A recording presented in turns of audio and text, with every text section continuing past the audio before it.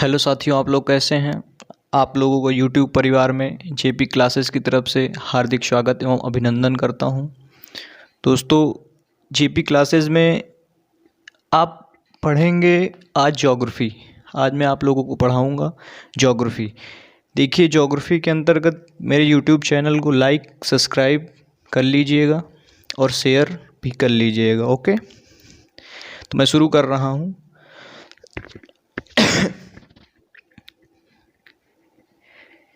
देखिए, क्या होते हैं एस्ट्रोनॉमी। ये भूगोल का चैप्टर है, ज्योग्राफी का मतलब ज्योग्राफी के अंतर्गत आता है एस्ट्रोनॉमी, खगोल विज्ञान। इसमें एस्ट्रोनॉमी ही एक होता है और एक एस्ट्रोलॉजी होता है। क्या होता है? एस्ट्रोलॉजी। एस्ट्रोलॉजी क्या होता है? इसमें दो चीज़ आते हैं। एस्ट्रोनॉमी मीन्स एस्ट्रोनॉमी हम पढ़ेंगे। एस्ट्रोलॉजी क्या होता है? देखिए,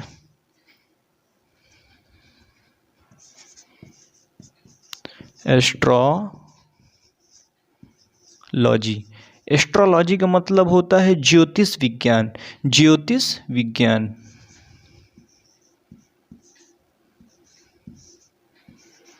ज्योतिष विज्ञान, इससे हमसे कोई लेना देना नहीं है। ज्योतिष विज्ञान से हमें केवल लेना देना है इससे खगोल विज्ञान।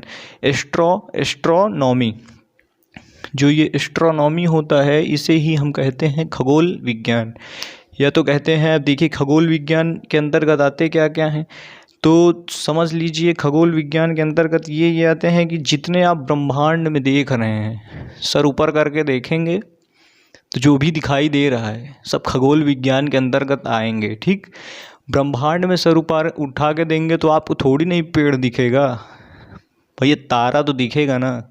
तारा दिखेगा, आसमान दिखेगा जिसको आप लोग आसमान कहते हैं, है ना। सूर्य दिखेगा, ये सब दिखेंगे ना। मतलब आप सर उठा के कुछ भी ब्रह्मांड में देखेंगे ऊपर की ओर, तो वही सब खगोल विज्ञान के अंतर्गत आते हैं। तो हम शुरू कर रहे हैं आज एस्ट्रोनॉमी। देखिए, एस्ट्रोलॉजी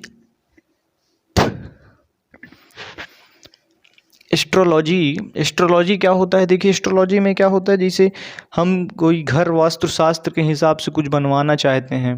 वास्तुशास्त्र के हिसाब से मतलब कोई चीज़ बनवाना है हमें, तो वो एस्ट्रोलॉजी के अंतर्गत एस्ट्रोलॉजी के अंतर्गत आता है। मतलब ज्योतिष, हमारा हाथ जो देखते हैं भैया, हाथ में क्या है, तो वो सब एस्ट्रोलॉजी के अंतर्गत आता है। ज्योतिष, जो ज्योत करते हैं, मतलब ज्योतिष जो ज्योतिषी करते हैं, वही एस्ट्रोलॉजी के अंतर्गत आता है। वो इसमें ज़्यादा क्वेश्चन नहीं पूछे जाते हैं एग्ज़ामों में, लेकिन हाँ पूछे जाते हैं। कुछ पढ़ लीजिएगा, मैं पढ़ा दूंगा। देखिए, अब देखिए खगोल विज्ञान क्या होते हैं भैया। खगोल विज्ञान पहले हम पढ़ेंगे तारा।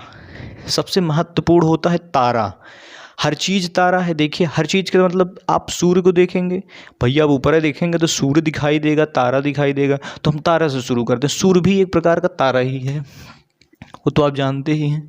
तो तारा, स्टार क्या होता है? स्टार मतलब क्या होता है भैया? तारा। अब देखिए, यहाँ से स्टार बना कैसे? स्टार बनता कैसे भैया? देखो, स्टार जिसमें तारा वो होते हैं जिसमें उष्मा और प्रकाश, जिस चीज़ में उष्मा और प्रकाश उपस्थित हो उसे हम स्टार मतलब तारा का रूप देते हैं। ठीक, गैसीय अवस्था में ये पहले रहते। देखिए, स्टार पहले तारा बने कैसे? ये जब हम तो जान लिए कि भैया हीट से, heat and light, heat and light. हमारा सन भी, हम आगे इसको लिखे दे रहे हैं, सन हमारा एक तारा ही है। तो भैया तारा आप देखो कैसे बने, इसको हम आप एक हेडिंग में रख लीजिए। अब देखो, तारा का मतलब आप एक सन को ले लीजिए। अब देखो तारा बने कैसे। तारा बने कैसे का मतलब, तारा ऊपर ब्रह्मांड में, मतलब ऐसे तो तारा भैया उसके अंदर हीट और वो होती है उष्मा, वो जिसमें हीट और उष्मा होगी वही होगा तारा। हीट और लाइट होगी वो होगा तारा। तो देखिए, अब तारा कैसे बना, तो देखिए ये एक प्रकार के गैसीय फॉर्म में होता है। ब्रह्मांड में जो गैसें होती हैं वो उड़ती रहती हैं, मतलब एक प्रकार से हम लोग अपनी दृष्टि से देखेंगे, अपने नेत्रों से देखेंगे, कभी आंधी आती है तो आंधी देखिए बहुत भयंकर तूफान लेके आती। देखिए आंधी कैसे आई, मान लीजिए ये हवा है, ये कोई गैसीय फॉर्म में है, ठीक, गैसीय बिखरी हुई हैं, गैसीय खूब बिखरी हुई हैं, जहाँ जहाँ खूब बिखरी हुई हैं, खूब मतलब भर को बिखरी हैं, खूब दूर दूर बिखरी हैं, फैली हुई हैं, एक प्रकार से खूब फैली हुई हैं। अब देखिए, अब जब ये गैस फैली रहती हैं तो इसको हम क्या कहते हैं, ये हमारे ब्रह्मांड में जो गैस फैली रहती हैं, जो गैस उड़ती रहती हैं, इसे हम कहते हैं विरल गैस। क्या कहते हैं? विरल गैस। इसका हम नाम दिए विरल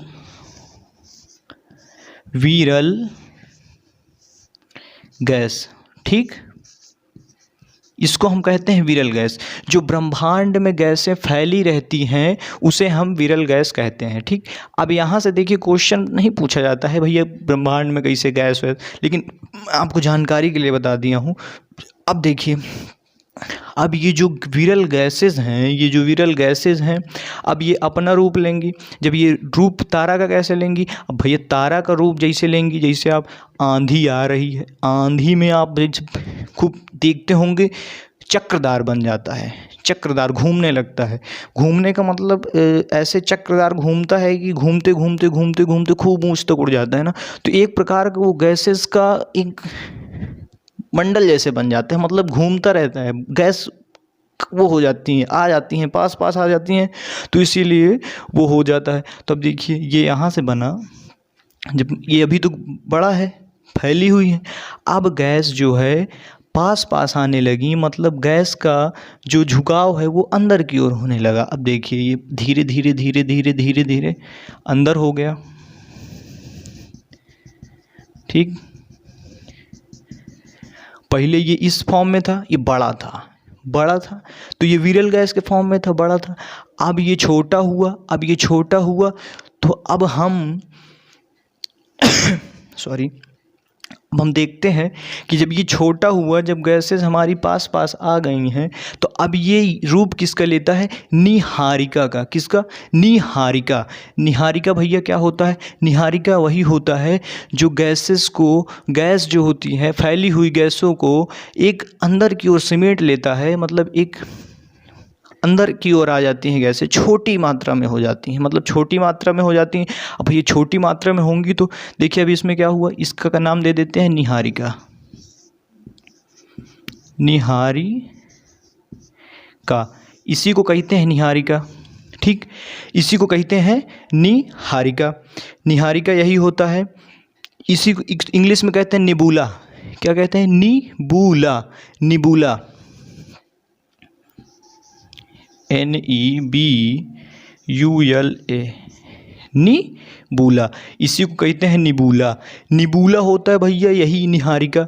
अब गैस जब ये अंदर की ओर आ गई, एक सिमट गई, अब इसमें देखिए तारा कैसे बनेंगे। अब तारा इसमें कैसे बना, जब ये तारा बनेगा, आप एक ऐसी दृष्टि सोच लीजिए, 10 लोग आप बैठे हैं, 5 लोग बैठे हैं, जब आप पास पास एकदम दूर दूर बैठेंगे तो कुछ नहीं होगा। जब आप पास पास बैठेंगे तो क्या होता है,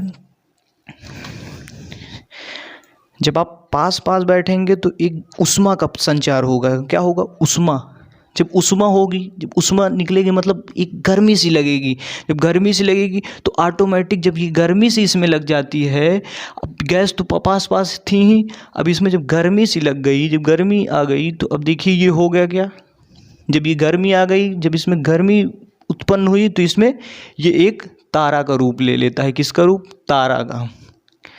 लिया किसका रूप? तारा का। समझ में आया? स्टार। जब गर्मी पैदा हुई तो जाहिर सी बात है उसमें आग लगेगी, जब आग लगेगी तो वही बन गया तारा, सीधी सी बात। जब ये निहारिका से, तो इसका प्रोसेस क्या है, पहले विरल गैस में रहती हैं गैसेस, फिर उसके बाद निहारिका में आती हैं, निहारिका से फिर तारा बनता है, ठीक। तो क्वेश्चन पूछा जाता है कि भैया तारा कैसे बना, तारा के पहले क्या होता है, तो तारा ऐसे बना भैया, निहारिका होता है पहले निहारिका बनती है, फिर उसके बाद तारा बनता है। अगर पूछ लिया निहारिका कैसे बनती है, तो निहारिका ऐसे बनती है कि भैया निहारिका पहले विरल गैस में होगी, फिर उसके बाद तारा बनेगा, ठीक। तो ऐसे होते हैं।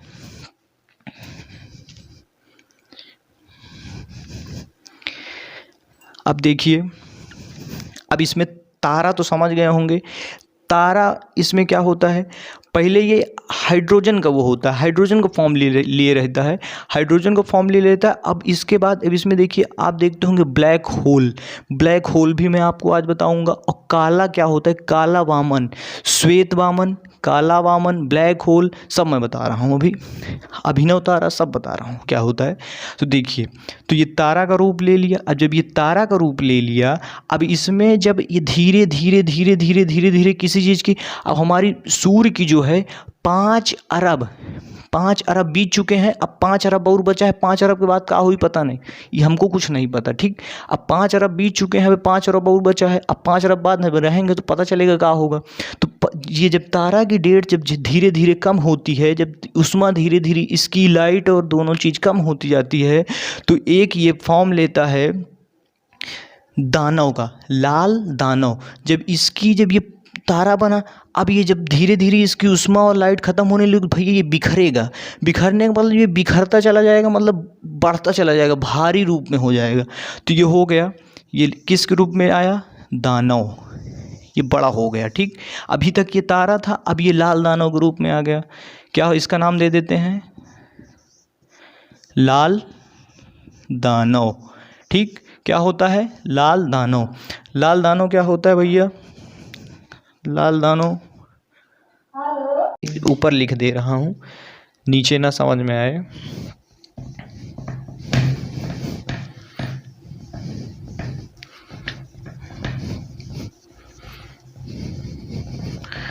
ठीक,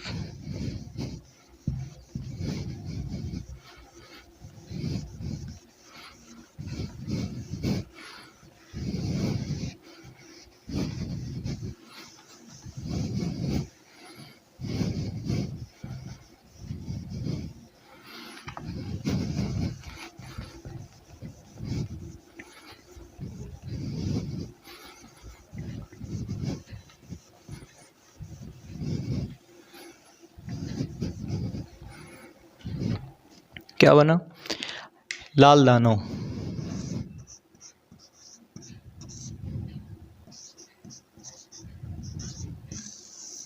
ये लाल दानव, अब ये टूटेगा किस में, 2 भागों में। एक टूटेगा श्वेत दामन, एक श्वेत वामन। श्वेत वामन मतलब श्वेत वामन का वाइट ड्वार्फ, वाइट ड्वार्फ जिसे हम कहेंगे श्वेत वामन। 2 भागों में टूटेगा, ये विस्फोट हो जाएगा। जब इसकी हीट एंड लाइट पूरी उसमें ख़त्म हो जाएगी, 95% तक ख़त्म हो जाएगी, तब ये इसमें कुछ वो हो रहेगा, तो ये विस्फोट होगा। एक प्रकार से इसमें आग लगेगी, एक विस्फोटक होगा। जब ये विस्फोट होगा तो ये 2 भागों में टूटेगा। एक पहले तो ये छोटा में टूटेगा, या तो ये छोटा होगा, या तो छोटे में टूटेगा, या तो बहुत भारी में टूटेगा। जब ये छोटा जब होगा, जब ये छोटे उसमें टूटेगा, तो इसका नाम रख जाएगा श्वेत वामन। क्या, वामन, श्वेत वामन। छोटे में टूटेगा श्वेत वामन, छोटा टूटेगा। जब ये छोटे में जब भारी भरकम विस्फोट नहीं होगा, छोटा मोटा विस्फोट होगा, तब ये इसका नाम दिया जाएगा श्वेत वामन। श्वेत वामन से श्वेत वामन अब ये रहेगा। अब भैया इसमें श्वेत वामन क्या होगा, जिसे हम कहते हैं, अब कभी कभी पूछ लेते जीवाश्म तारा का होता है। भैया जीवाश्म तारा यही होता है। क्या होता है, जीवाश्म तारा। अब ये जब इसमें थोड़ा बहुत बचेंगी हीट एंड लाइट, जब ये थोड़ी बहुत वामन में बचेंगी हीट एंड लाइट, जब ये इसी को कहते हैं श्वेत वामन, जिसमें जीवाश्म थोड़ा बहुत जीव उत्पन्न हो, ठीक। इसी को कहते हैं श्वेत तारे को ही, श्वेत वामन को ही हम कहेंगे जीवाश्म, जिसे कहते हैं जीवाश्म तारा, ठीक। इसी को हम कहते हैं जीवाश्म तारा। क्या कहते हैं, जीवाश्म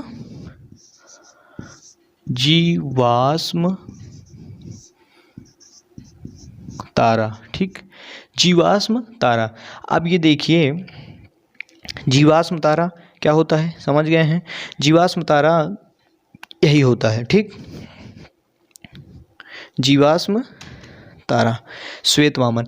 अब ये जब धीरे धीरे इसकी काम ख़त्म होती जाएगी, तो ये बदल जाएगा किस में, ब्लैक ब्लैक वामन मतलब ब्लैक ड्वार्फ। वाइट ये ड्वार्फ, वही वाइट ड्वार्फ है, वाइट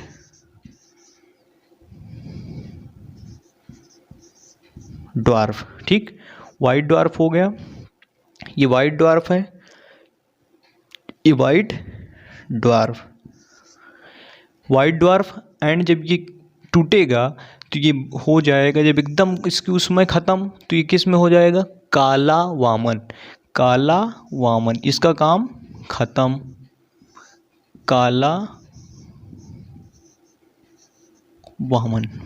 ठीक, काला वामन, काला वामन में हो जाएगा। ये भी काला वामन हो जाएगा, इसका नाम हो जाएगा ब्लैक ड्वार्फ।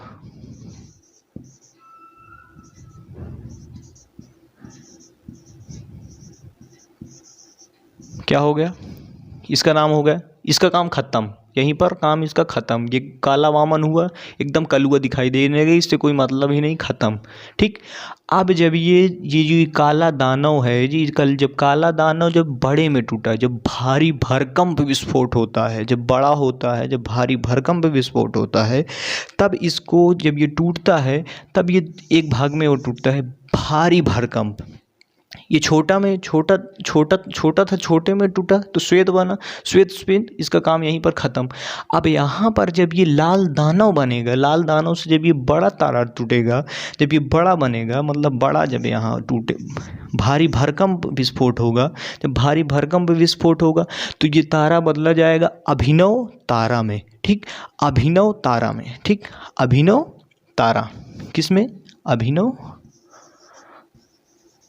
अभिनव तारा। ठीक, अब ये अभिनव तारा में बदल जाएगा।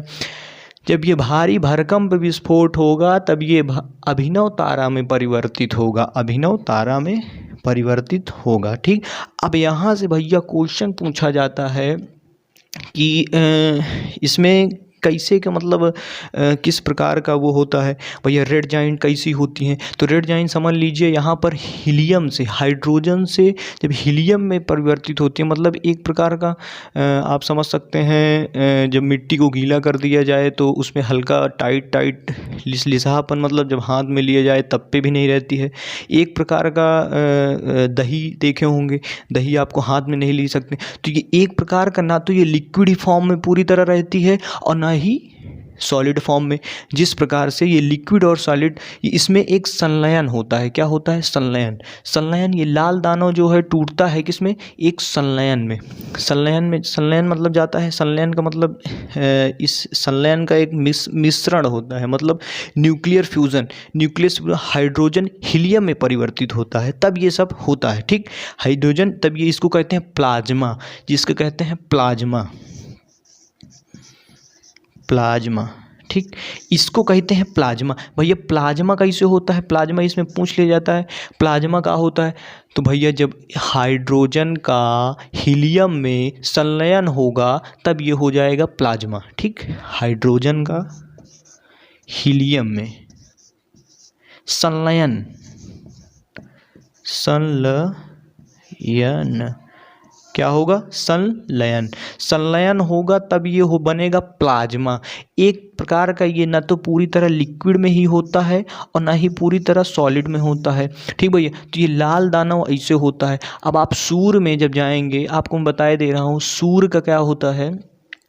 अब आप पूछेंगे कि भैया एक मून क्या है, मून में काहे नहीं, मून काहे नहीं चमकता। तो भैया मून काहे नहीं चमकता, उसकी थोड़ी नहीं कोई हीट और लाइट, उसकी थोड़ी नहीं कोई है, हीट एंड लाइट उसमें है ही नहीं। भाई वो सन से लेता है तो वो थोड़ी नहीं चमकेगा, उसकी थोड़ी कोई उष्मा है, ना ही उसकी कोई लाइट है। ठीक, तो ये हो गया आपका अभिनव तारा। अब यहाँ से आगे आप समझिए, भारी विस्फोट हुआ, अभिनव तारा बना, अभिनव तारा से ये अब टूटेगा ये। अब जब ये टूटेगा तब ये 4 भागों में विभाजित होगा। कितने भागों में, 4 भागों में। 4 भागों में कैसे, देखिए पहला तो ये विभाजित होगा, जैसे ये यहाँ आके श्वेत में हुआ, श्वेत वामन, उसके बाद ये जाके काला में इसका काम ख़त्म, काला वामन में काम इसका ख़त्म। ठीक, अब यहाँ से हो जाएगा ये सॉरी, अभिनव तारा, अभिनव तारा से जब ये टूटेगा, जब ये अभिनव तारा से टूटेगा तो ये एक प्रकार न्यूट्रॉन में, न्यूट्रॉन प्लसर प्लसर प्लसर क्वेसर ब्लैक होल, इन तीनों में ये टूटेगा, इन चारों में ये टूटेगा। ठीक, तो न्यूट्रॉन, न्यूट्रॉन में, दूसरा क्या है प्लसर, तीसरा है क्वेसर,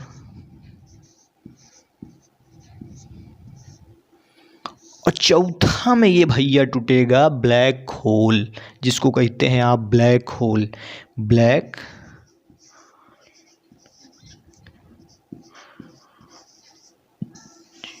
ये पूछा जाता है बहुत ज़्यादा, इसमें कभी कभी पूछ लेता है भैया इसमें ज़्यादा घूर्णन गति किस में होती है, घूर्णन गति इसमें किस में होती है, तो भैया ये दोनों जो हैं इस पे तो कोई चार्ज ही नहीं होता, न्यूट्रॉन होता है, न्यूट्रल होता है भाई, वो तो इसमें घूर्णन ज़्यादा होता है, मतलब ये घूर्णन ज़्यादा करता है। ठीक, ये घूर्णन ज़्यादा करेगा, क्या करेगा, घूर्णन, क्या है, घूर्णन।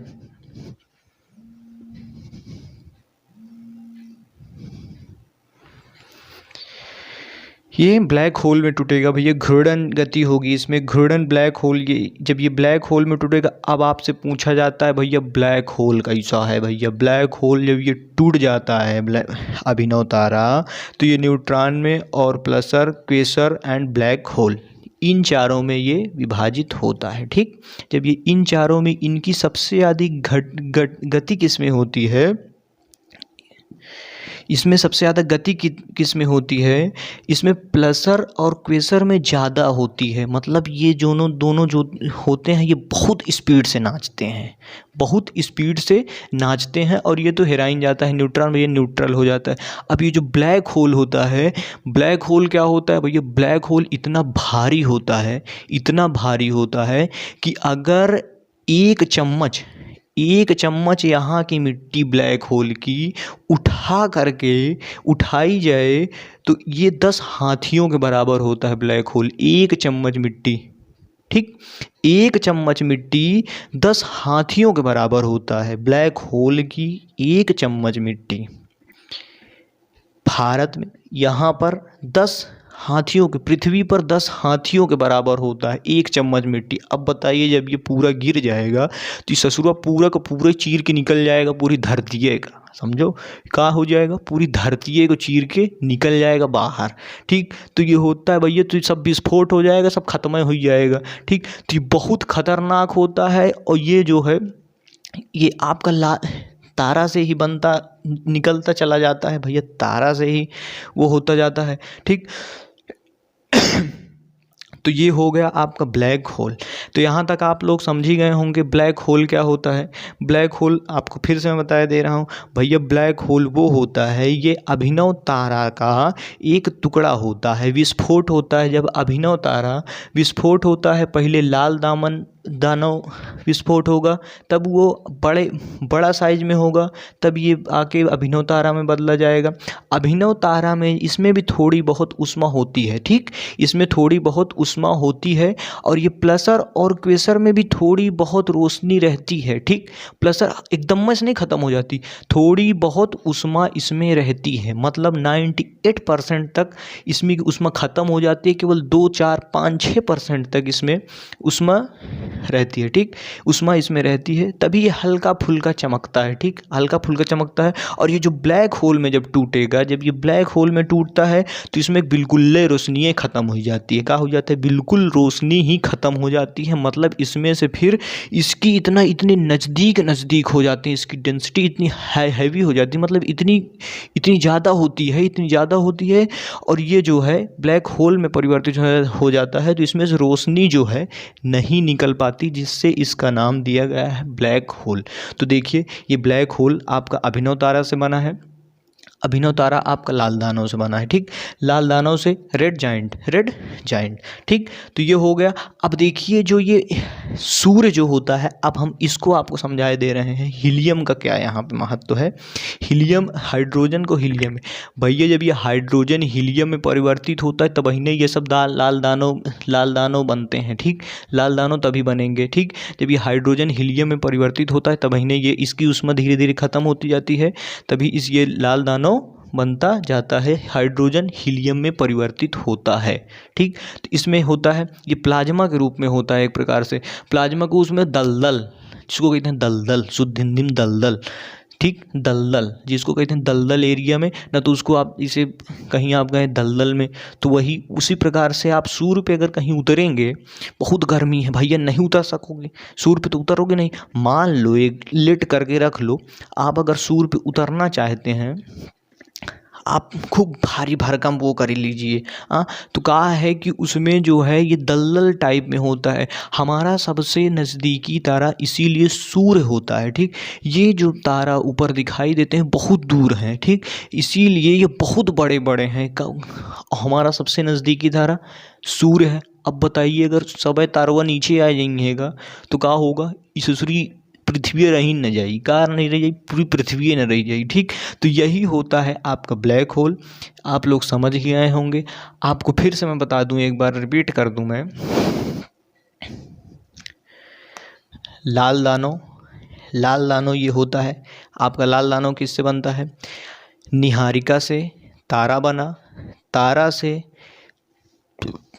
से आपका लाल दानों बना, लाल दानों बना।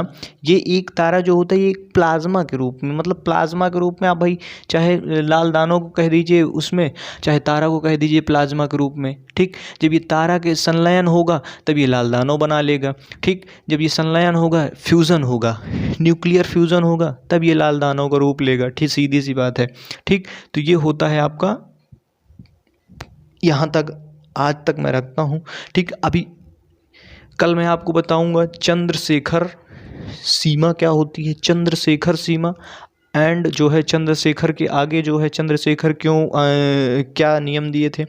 भैया चंद्रशेखर थोड़ा सा है, ज़्यादा भारी नहीं है। तो मेरे चैनल को लाइक एवं सब्सक्राइब करिएगा, ठीक। पसंद आए क्लास तो जीपी क्लासेस में आपका फिर से मैं दोबारा क्लास लेके आऊँगा। मैं हर एक क्लासेस आपको बताता रहूँगा। ये हर एक कॉम्पिटिटिव एग्ज़ाम में आपके पूछे जाएंगे क्वेश्चन। बिल्कुल आप निश्चिंत रहिए, आप केवल नोट्स बनाते जाइए पढ़िए ध्यान से बस, ठीक। तो देखिए यही होता है। तो जय हिंद, जय भारत। चैनल को लाइक एवं सब्सक्राइब कर लीजिएगा, ठीक। एक कदम सफलता की ओर। धन्यवाद।